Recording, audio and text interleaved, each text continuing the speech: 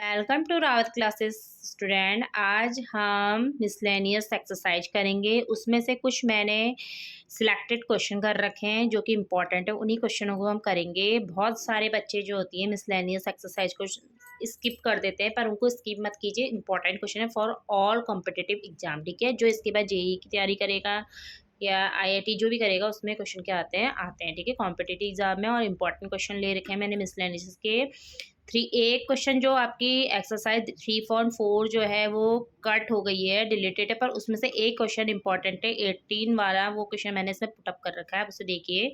Matrix दे रखी है आपको, मैट्रिक्सेस दे रखी है। A and B will be inverse of each other if only if. बोला है यदि दो मैट्रिक्स ए और बी है वे एक दूसरे के इनवर्स हैं। इफ ओनली, डबल एफ जब आता है, इफ ओनली इफ, वो कब होगा? जब ए बी जो है, जब हम ए और बी की मल्टीप्लाई करेंगे आपस में, तो बी जो है वो ए का इन्वर्स है। इस तरह से बोला है, तो ए का इन्वर्स है तो ए यहाँ पे वैल्यू पुट करो तो ए इन्वर्स क्या होता है? आई होता है, ठीक है। फिर उसने बोला है कि ए जो है वो बी का भी इन्वर्स बोला है। दोनों एक दूसरे के क्या है? इन्वर्स है। It means A equal to हम बी इन्वर्स भी लिख सकते हैं। तो यहाँ पर हम क्या लिखेंगे? ए की जगह पे बी इनवर्स, तो ये भी क्या आ गया? आई। मतलब दोनों को हम जब हम कर रहे हैं तो उसकी वैल्यू क्या आ रही है? आयर। It mean answer number D, option D है। मोस्ट इंपॉर्टेंट है, ठीक है, ये छोड़ना मत, स्किप भी मत करना इस वाले क्वेश्चन को आप। मैंने मिसलेनियस का ही एक्सरसाइज का 4th क्वेश्चन लिया है। फर्स्ट क्वेश्चन भी इंपॉर्टेंट है, आप उसे देख लीजिएगा। कुछ इसके एग्जाम्पल हैं, एग्जाम्पल फर्स्ट है, एग्जाम्पल सेकेंड है, वो भी इंपॉर्टेंट है, आप उसको देखिए, ठीक है। जिसको नहीं आएगा आप कमेंट सेक्शन में मेंशन कर देना, मैं बता दूंगी। क्वेश्चन नंबर 4 है, if A and B are symmetric matrix prove that A B minus B is a skew symmetric matrix.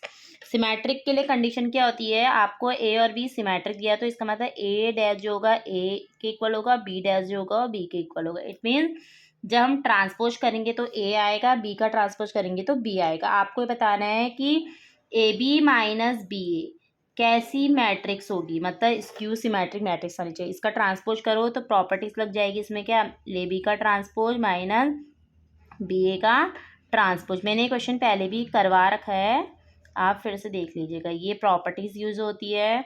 अब हम जिसको ओपन करेंगे तो बी ए डैश माइनस ए डैश बी डैश, तो बी डैश की जगह पे क्या रखेंगे? बी, और ए डैश की जगह पे भी ए। इस तरह से हम यहाँ भी करेंगे।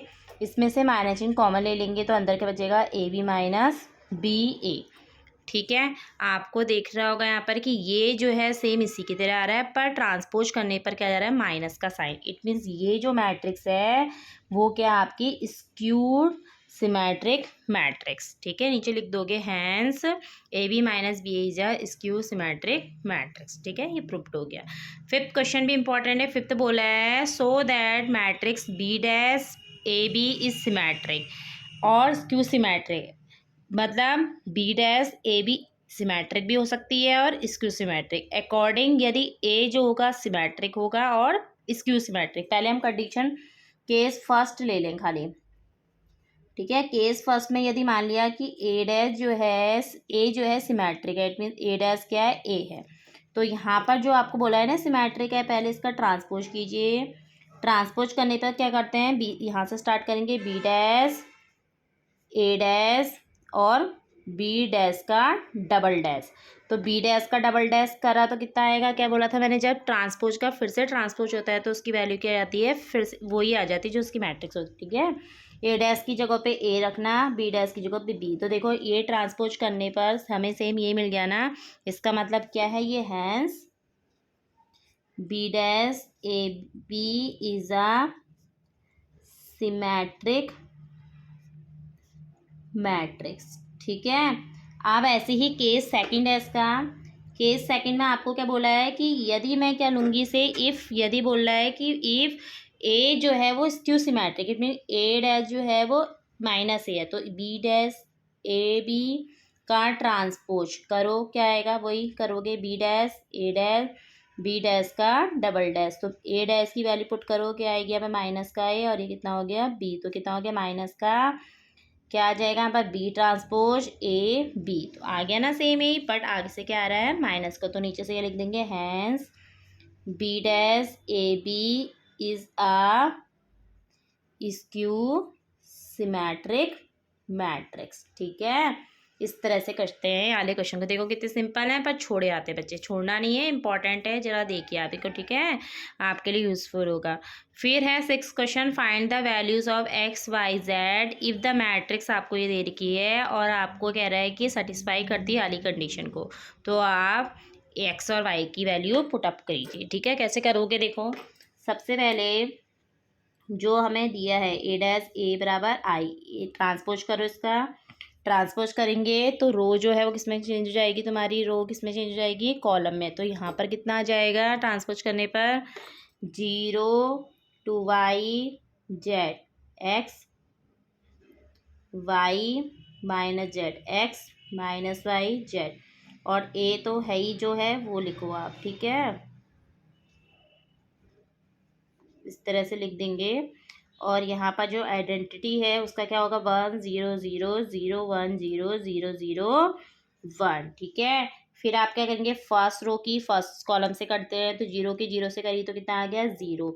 एक्स की एक्स से करोगे कितना आएगा एक्स स्क्वायर, फिर इस एक्स की इससे करोगे कितना आएगा एक्स स्क्वायर। ठीक है, ऐसे ही फर्स्ट रो की इससे करो कितना आएगा, 0 से वाई की इसकी करी 0, फिर ये एक्स वाई और वो क्या हो जाएगा माइनस का एक्स वाई। ऐसी फर्स्ट रो थर्ड कॉलम, 0 से करी 0, एक्स की से करी तो माइनस का एक्स जेड प्लस का एक्स जेड। ठीक है, और यहाँ पर कितना आ जाएगा 1 0 0 0 1 0 0 0 1।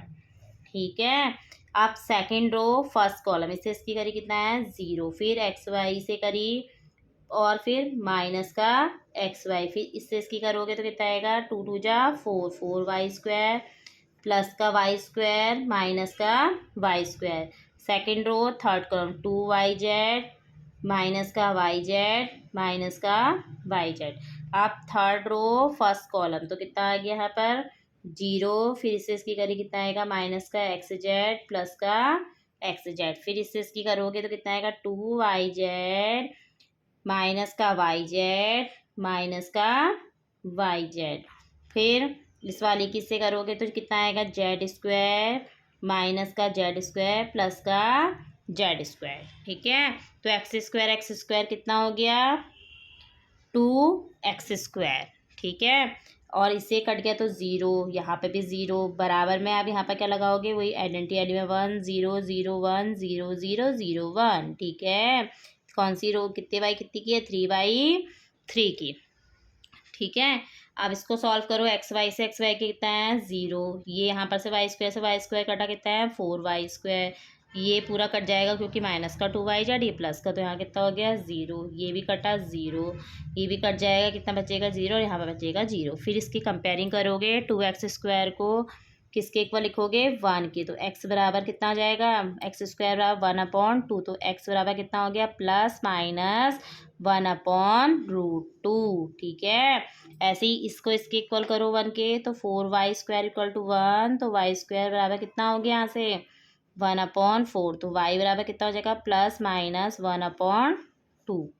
अब जेड स्क्वायर को y के इक्वल करो 1 के इक्वल करो, तो z बराबर कितना हो जाएगा यहाँ से प्लस माइनस 1।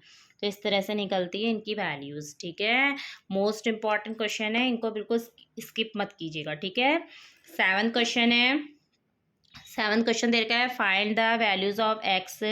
आपको ये दे रखी है, ये भी मैट्रिक्स सबकी आपको इसमें मल्टीप्लाई करके किसके इक्वल करना है 0 के। ठीक है, देखो क्या है, ये कितने बाई कितनी की है 1/3 की है, ये 3/3 की है। ठीक है, तो हम इन दोनों, ये दोनों सेम आने चाहिए। यहाँ पर क्या है 1/3, इसका मतलब जो बनेगी वो रो जो क्या बनेगी हमारी, जो मैट्रिक्स बनेगी 1/3 की होगी, मतलब पहली रो और कितने कॉलम 3 कॉलम। ठीक है, करके देखो, फर्स्ट रो का इससे क्या करो, देखो करो 1 1 जा 1, ठीक है, प्लस करोगे 2 2 जा 4, फिर प्लस करो, फिर 1 1 जा 1।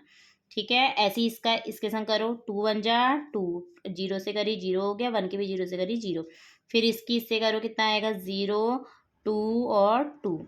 ठीक है, अब इसको एज इट ऐसे उतारो 0 2 x बराबर 0 को क्या लिख दोगे, अभी 0 ही रहने दो चलो, फिर देखेंगे कितने बाई कितने की बन के आ रही है। ठीक है, ये कितना हो गया 6, यहाँ हो गया 2 और यहाँ पर कितना हो गया 4, यहाँ कितना आ गया 0 2 x, तो ये कितना हो गया 0। देखो ये क्या है, कितने बाई कितने की 1/3, और ये कितने हैं 3/1, ये है 1/3 और ये है 3/1, तो तीनों तीन सेम आ रहा है ना, तो इट मीन्स कितने की बनेगी 1/1 की। अब मल्टीप्लाई करो आपस में, इस 6 की 0 से मल्टीप्लाई करी कितना आएगा 0, प्लस 2 की 4 से 2 से करी 2 2 जा 4, इससे इसकी करी प्लस का 4x बराबर 0। तो यहाँ से तुम्हारा 4x बराबर कितना हो गया -4, तो x बराबर कितना हो गया -1। ये होती है आपके कुछ सिलेक्टेड क्वेश्चन लिए थे मैंने, अभी 3 4 और हैं इसमें सिलेक्टेड वाली एक्सरसाइज में, इनको तो बिल्कुल डोंट स्किप, ठीक है, इसको तो बिल्कुल स्किप मत कीजिए, बहुत इंपॉर्टेंट है, ठीक है। समझ में आ रहा है आपको, आप इसे कीजिए, जिसको नहीं आएगा कमेंट सेक्शन में अपना कमेंट दिए, मैं उसकी क्वेरी को कंप्लीट करूँगी, ठीक है। Thank you.